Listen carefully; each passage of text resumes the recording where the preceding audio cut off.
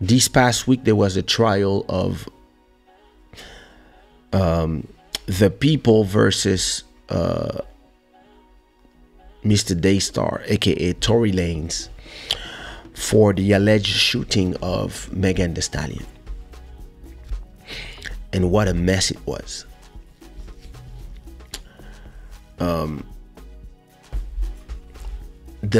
Listen, what a mess it was. So first of all, we learned that, and it's interesting in this stage of age, in in the day of age of the millennial generation, this is Generation Z, where you can't say nothing to people anymore, and you have no right to criticize their choices and not even give advices. And now you have those people on trial, and their life is being, and all the little secrets are being told to everybody. So you have a girl, Megan Thee Stallion, that has a best friend, Kelsey, and apparently Kelsey has sex with the baby, a rapper. Megan Thee Stallion decides to have sex with the baby as well. Then she has sex with Tory Lanez, and Megan Thee Stallion have sex with Tory Lanez as well, and a bunch of other people. And listen, a lot of messy stuff. So cuisse légère, and they don't want to be judged, but it's already a problem. If you have a best friend, and every time she slept with an artist, you sleep behind after, and she doesn't know, you're a strange friend. But listen, you don't deserve to be hurt anyway, or to be shot or receive fragments of bullets or whatever. You don't deserve that. But from the explanation of the story, from what I heard from this whole trial, what I took it in the end is that everybody's lying here. When Megan Thee Stallion 3 years ago said that she wanted to protect this because that, I was already telling her that, I was already telling you guys here that it was a mistake. Because if you get arrested, they ask you who shot you or who hurt you, and you said, I don't know, or you said no one, it's going to be complicated to say the opposite afterwards, because the defense will use this against you. When you go to Gayle King on TV a few years ago, and Gayle King asks you, did you have sex with Tory Lanez? And you reply, no, as you're crying, as you're doing your whole promo tour, and you're crying. If you say no, so you're dishonest. Because the first thing her team said was, see, that guy was bad. He was fucking both of them. So, was he fucking you or not? Personally, I don't care what you do with your life. But if you say one thing and then you say something else, you're going to have a hard time making people believe you for the rest of the things you say. Because the defense is going to depaint you as somebody who say things how she wants. And why would I believe you if you lied here? Why would I believe the rest of the things? That's what the defense was trying to do, and also depicting her morals as,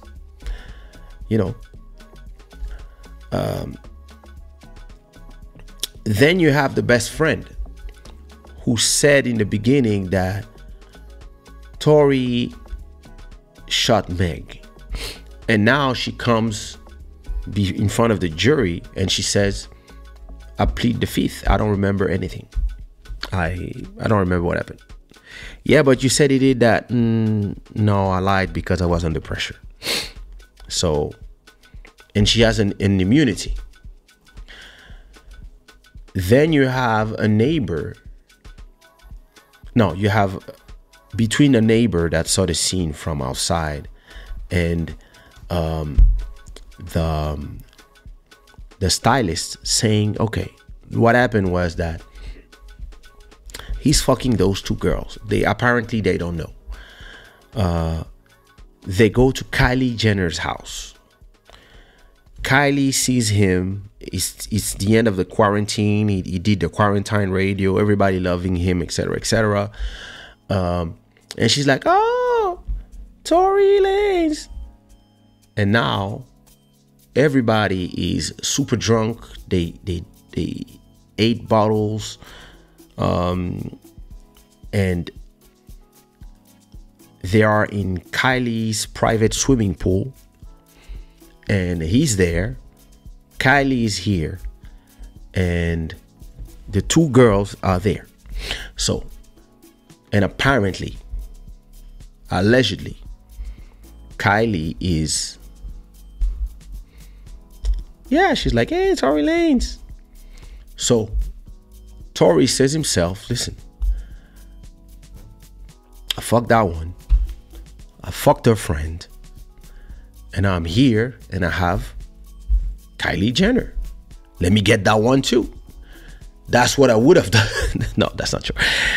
Listen, if it's his mentality, yeah, that's what he's thinking. Let me get that one as well. So he wants to get that one as well, right? And he sent those two back to the car with his driver to be left and to go somewhere else. And apparently they leave, and Megan, who's drunk and who's apparently when she's drunk she gets angry, who's starting to have, like we say in English, in French, sorry, l'alcool mauvais. It's like starting to have like those angry drunk. Says, go back. I forgot my shoes. I forgot my slippers. And when she goes back, I don't know what she found. Apparently, yeah, the guy was there chilling with Kylie in the swimming pool, whatever. Maybe he was trying to hit it. And Megan arrived in somebody else's house and starts acting ghetto. And she started yelling and etc., etc. And Kylie says, you black people get the fuck out of my house. You and you. Housed. And that's when they start arguing in the car. Apparently, they're drunk. They're angry. She tells the guy, your music is whack. I'm this, I'm that. They start arguing, him, her, and the girl. And the neighbor says that the two girls start fighting. And the two girls were fighting. Then one of them got back in the car. Then there was the gunshot. Then they start fighting again. Then Tory Lanez came out the car with the gun. And so we don't know who shot the first shot. And then he shot shots in the air. That's what the witness says. And then everybody was fighting on the ground, him and the two girls, probably because, yeah, you know, they were fighting because, I don't know. Listen, she's big for this small, anyway. And then, yeah, that's the whole thing. And then now the DNA comes out of the gun residue. Came on everybody and not just on him. Everybody had gun residue, which is a little bit normal if you were in a close place. And apparently some DNA tests arrived, and on the part of the gun, the loader or whatever they call it, the magasin, apparently there's no DNA from Tory Lanez. So the whole situation is a mess. And it's a cautionary tale to this type of life that all these guys are having in the US is kind of dangerous. And in these days of victim mentality and glorifying the victims, people can say anything about you. But because of the way all these people have been changing their story and changing their tunes, Megan Thee Stallion, her best friend, Tory Lanez, like, it just feels for the general public that everybody's lying. And that the only thing that is for sure is that some shots were fired and Megan got injured. That's all. And now you're going to have the groups of people who are... who decided that because men are whack anyway, that Megan is the victim and they don't care about anything else. She's the victim, point. And you're gonna have some people that will be like, nah, Tory is innocent. And most of the time it's all these fan groups that maybe get a little too emotional about strangers. And then you got the rest of the world, which is people like me who say, I don't know. I don't really care. I hope everybody's heal themselves and can move on from this one day. And you are all a bunch of liars. And you are all the type of people that I wouldn't want to hang out with. You drink too much. Probably take drugs, and you fight like you in the ghetto. And listen, I would do exactly what Kylie Jenner did. Get the fuck out of my house, you bunch of crazy people. I don't care who's fucking who and whatever. You girls take your midget and get the fuck out of here. That's what I would have said if I was Kylie Jenner, because I don't need those problems. I don't need that girl who, you come to my house, you know who I am? That's exactly the way, if I was her, that's exactly how I feel. You know who I am? What you doing here? Get out. Leave my house.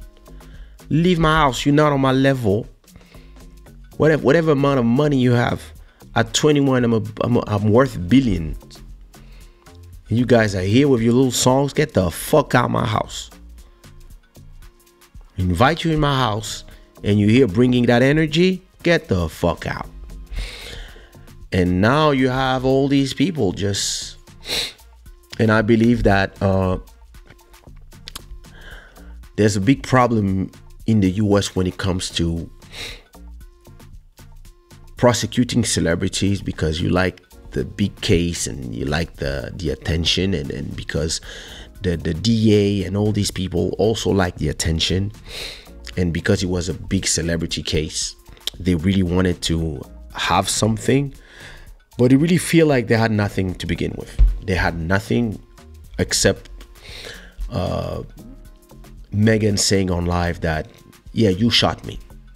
That's what she said. And now you realize that, I don't know if she knows or if she knew, but it feels like she doesn't even know who shot her. Or listen, I don't know. Listen, I don't know.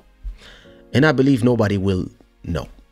I believe that it's he said, she said. And yeah, I mean, I believe none of them.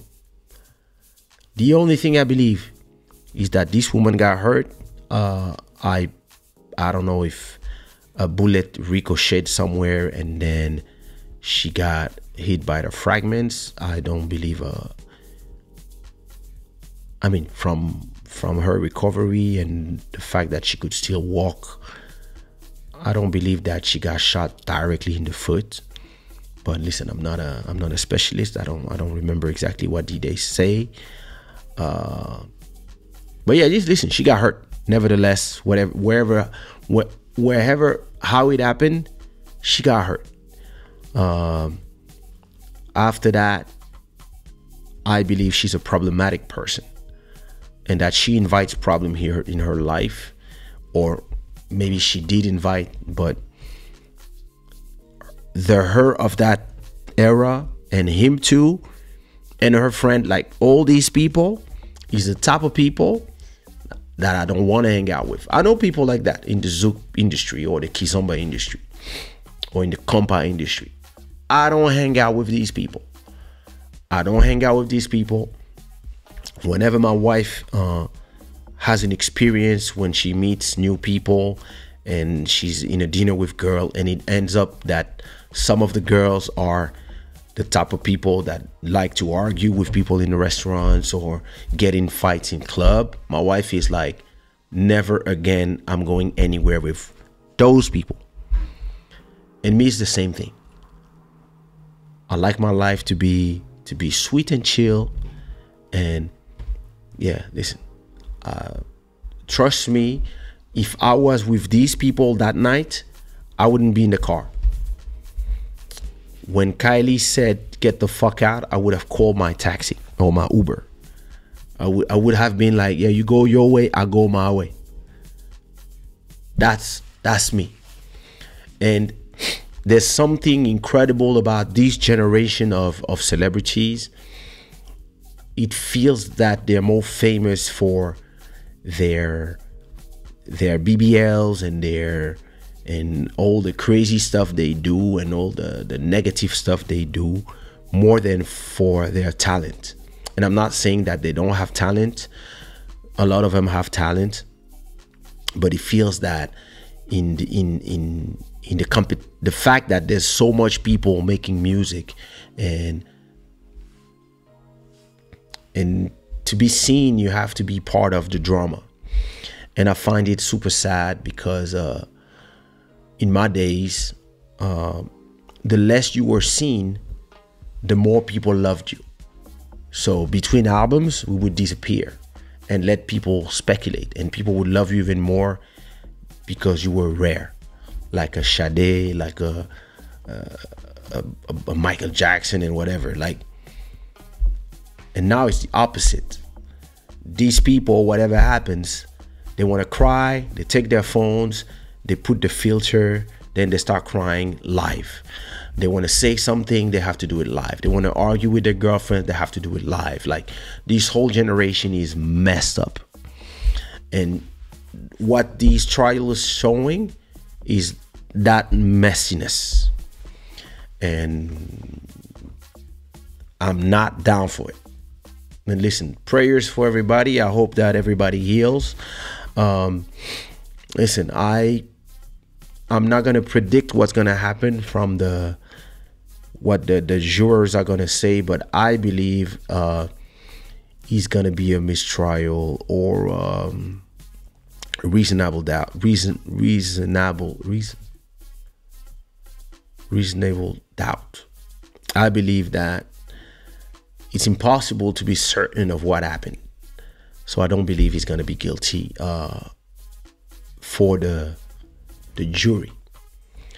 And then for the rest of the world, I mean, for the media and the blogs and the people who decided already that he's guilty, most of them will continue to see him as guilty. Others will ask themselves, maybe it's the other girl who shot her friend because they were fucking the same guy for the 10th time.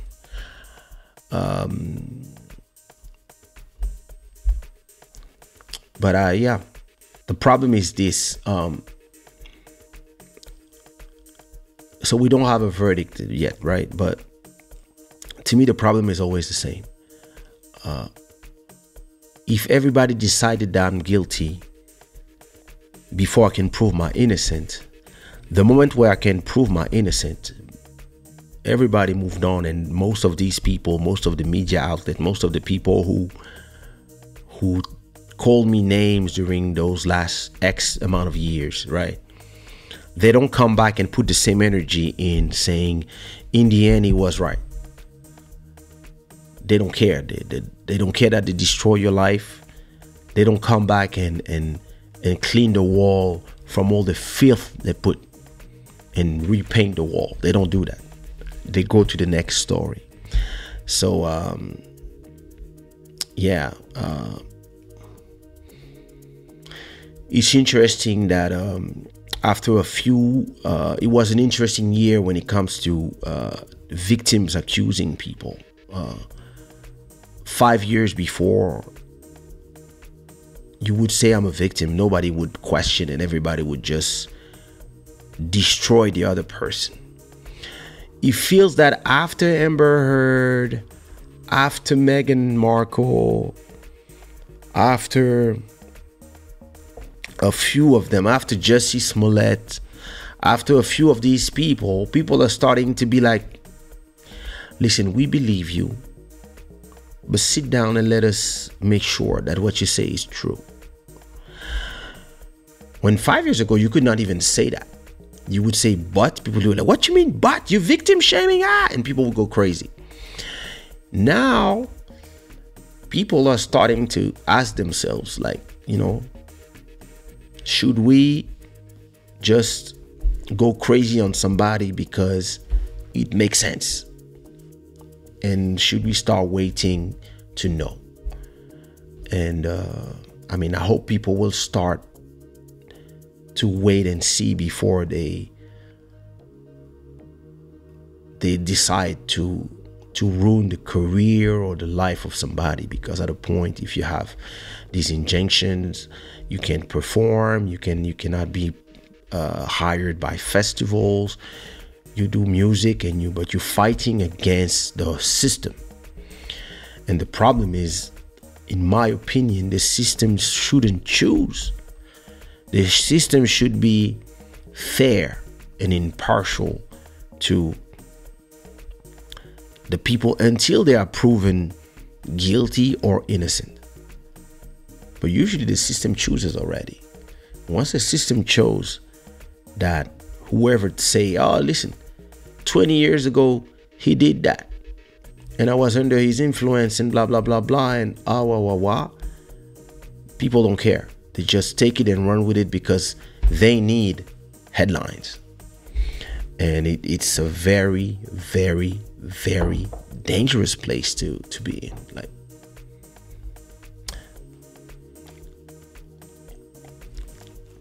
what are we gonna do? Nothing.